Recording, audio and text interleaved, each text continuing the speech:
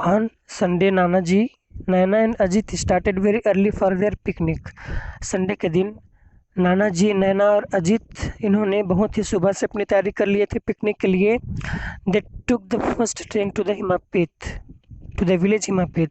उन्होंने हिमापेत गांव के लिए सबसे पहला जो ट्रेन है उसको पकड़ा. 2.5 hours later, 2.5 घंटे बाद, they found themselves at a tiny dusty railway station. वो अपने आप को पाते हैं एक छोटे से धूल भरे रेलवे स्टेशन में. They got down and step outside. वो उतरे और फिर रेलवे स्टेशन के बाहर जाने लगे. A large well built man wearing a white dhoti and kurta and sporting a huge turban greeted them with folded hands. एक हट्टा कट्टा आदमी जो पहना हुआ था सफ़ेद धोती और कुर्ता, और जिसकी शोभा एक टर्बन जो है वो पगड़ी, एक बड़ा सा पगड़ी बढ़ा रहा था, उसने इनका नमस्ते करके अभिवादन किया. He led them to a bullock cart and much to Ajit's delight lifted and placed him on the cart. वो जो है इंसान इनको बैलगाड़ी तक ले गया और अजीत बैलगाड़ी को देखकर बहुत खुश हुआ और वो खुशी खुशी में जाकर उस बैलगाड़ी में बैठ गया. The cart trundled on for almost an hour till they finally reached the village.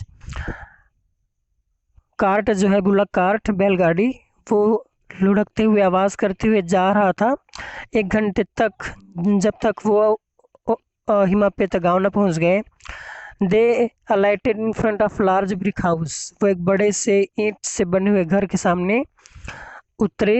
An elderly man and women came out greeting Nana ji and फूजिंग over the kids.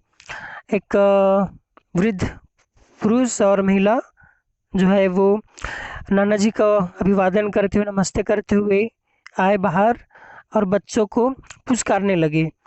They spoke in a dialect which Nana ji and Ajit found difficult to understand. वो एक ऐसी बोली में बात कर रहे थे जिसको समझ पाना नैना और अजीत के लिए संभव नहीं था, मुश्किल था.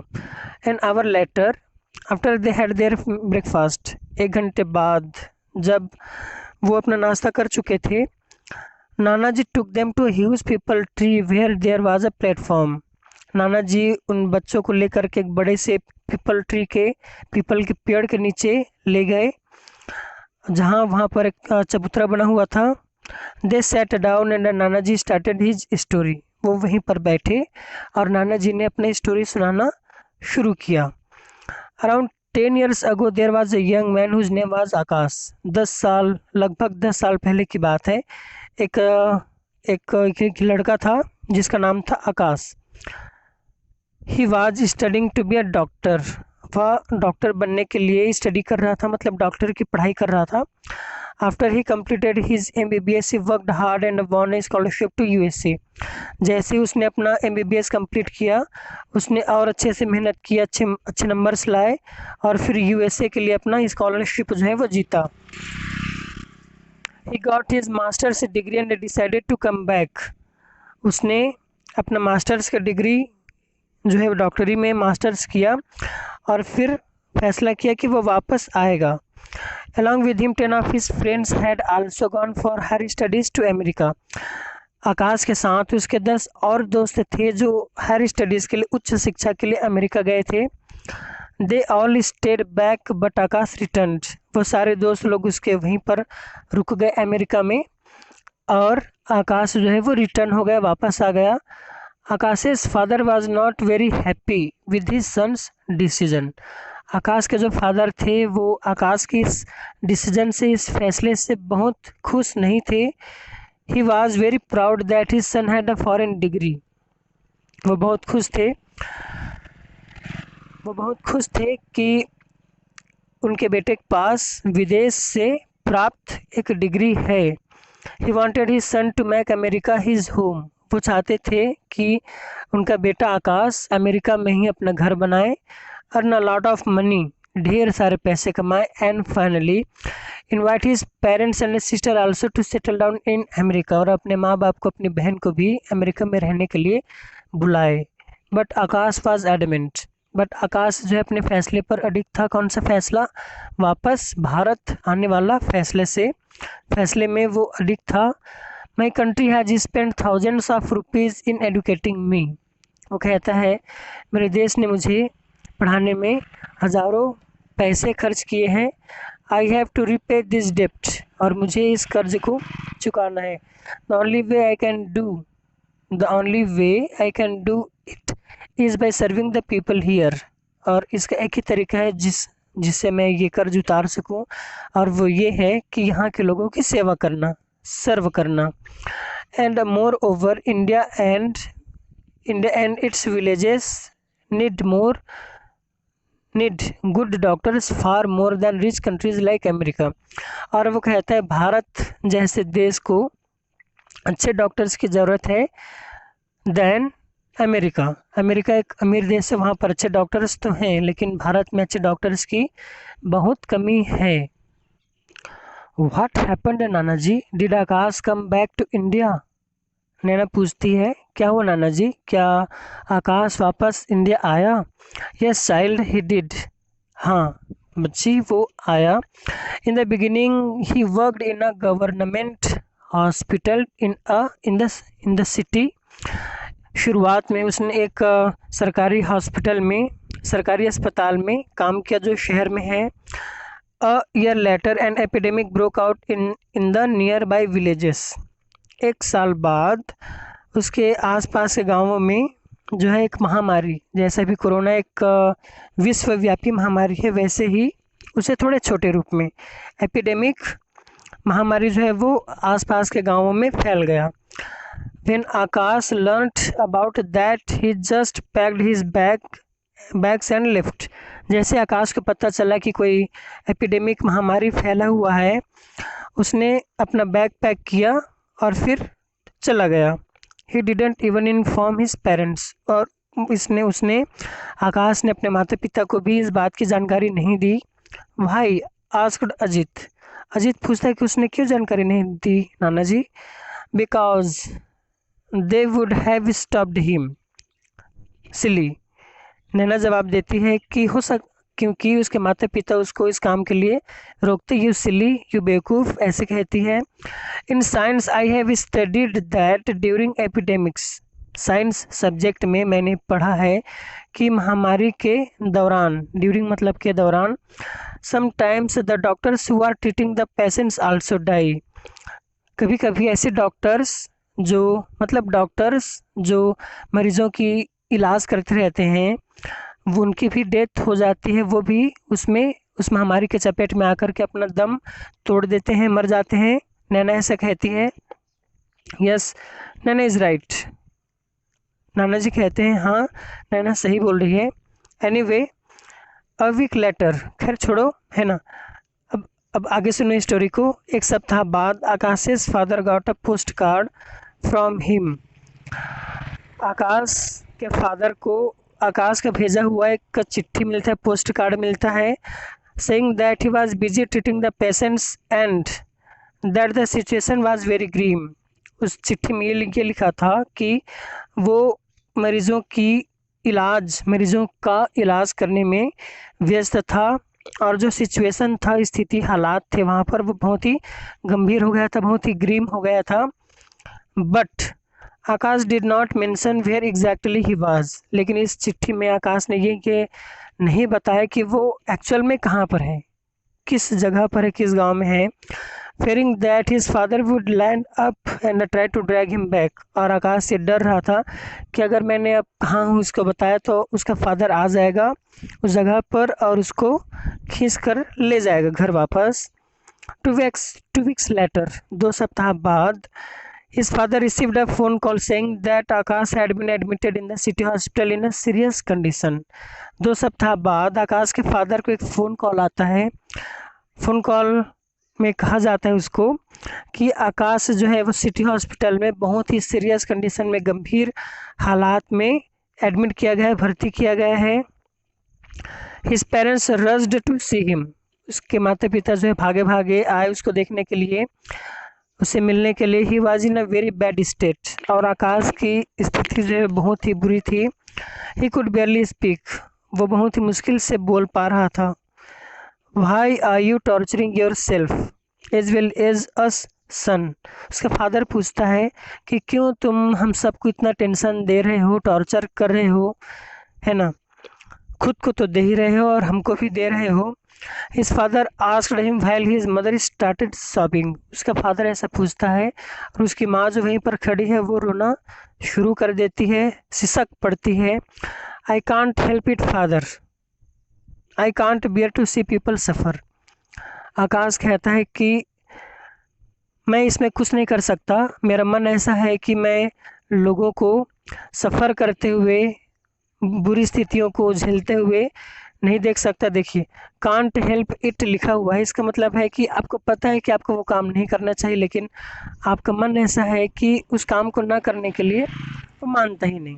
आकाश को पता था कि अगर वो एपिडेमिक में जाएगा, महामारी में जाएगा, तो वो खुद भी इन्फेक्ट हो सकता है, लेकिन वो रुका क्या, वो नहीं रुका। तो इस स्थिति को जब आपको पता है कि वो हम कुछ कर रहे हैं वो सही नहीं, फिर भी उस काम को हम करते हैं, मजबूर है उस काम को करने के लिए, क्योंकि हमारा मन नहीं मानता। वो कहता है कि मैं लोगों को बुरे हालात में रहते हुए नहीं देख सकता। ये है, your friends are enjoying life in America.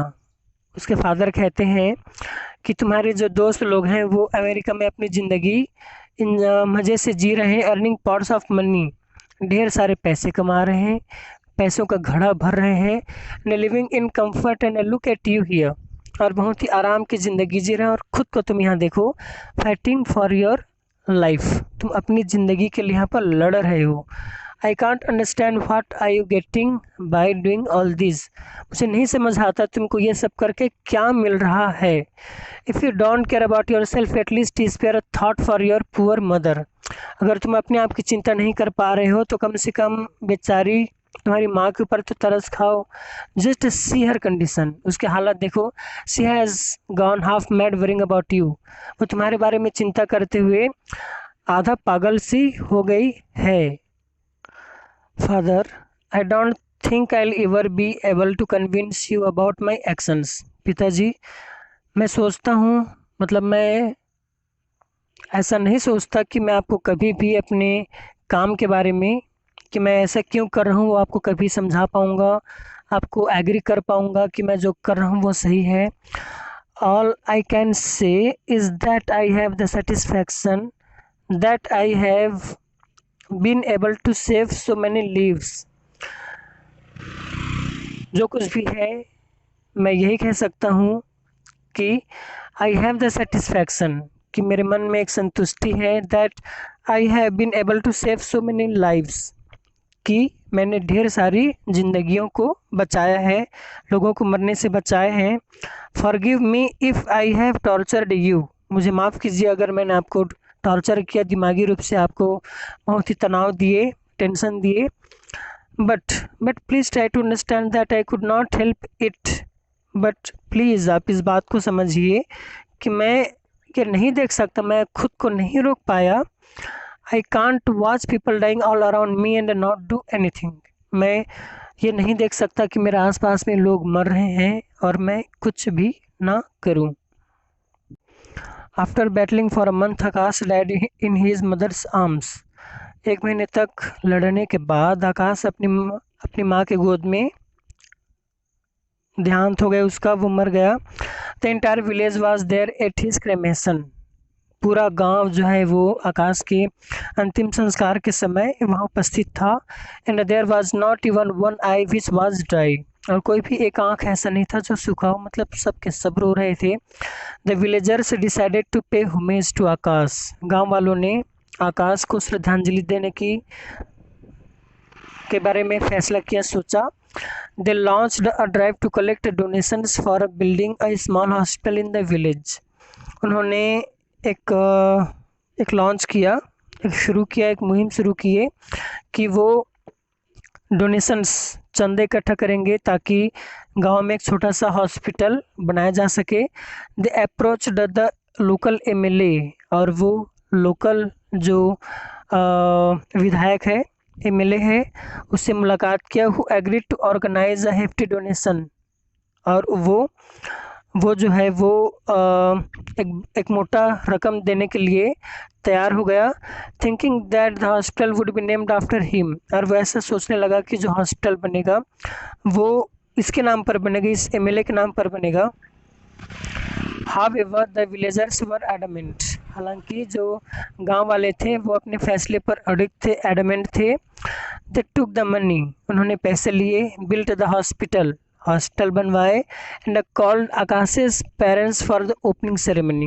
और आकाश के माता पिता को बुलाए ताकि वो इसका उद्घाटन कर सकें, शुरुआत कर सके हॉस्पिटल का।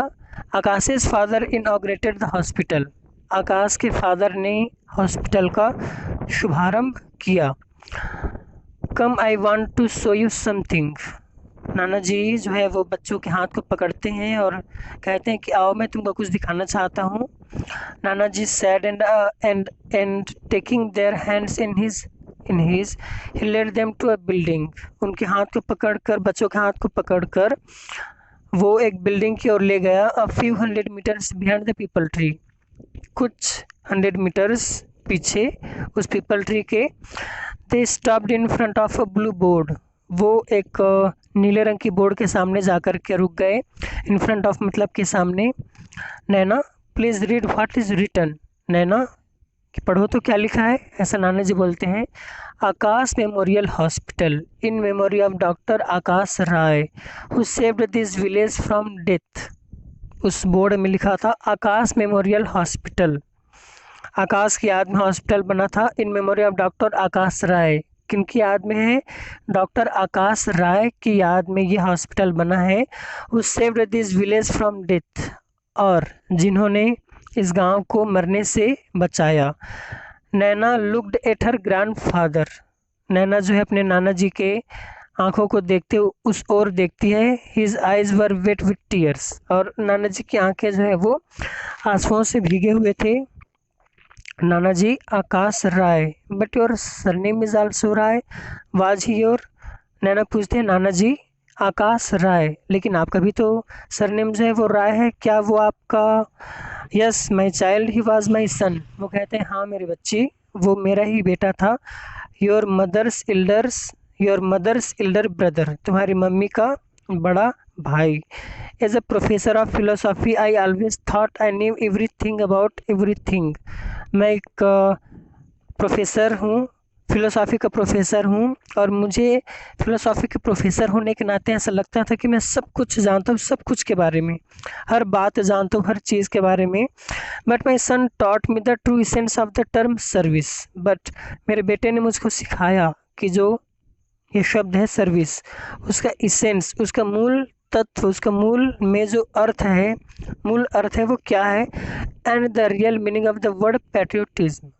और देशभक्ति जो शब्द है उसका सच में वाकई एक अर्थ क्या है, उसका मतलब क्या है, वो समझाया मुझे मेरे बेटे आकाश ने।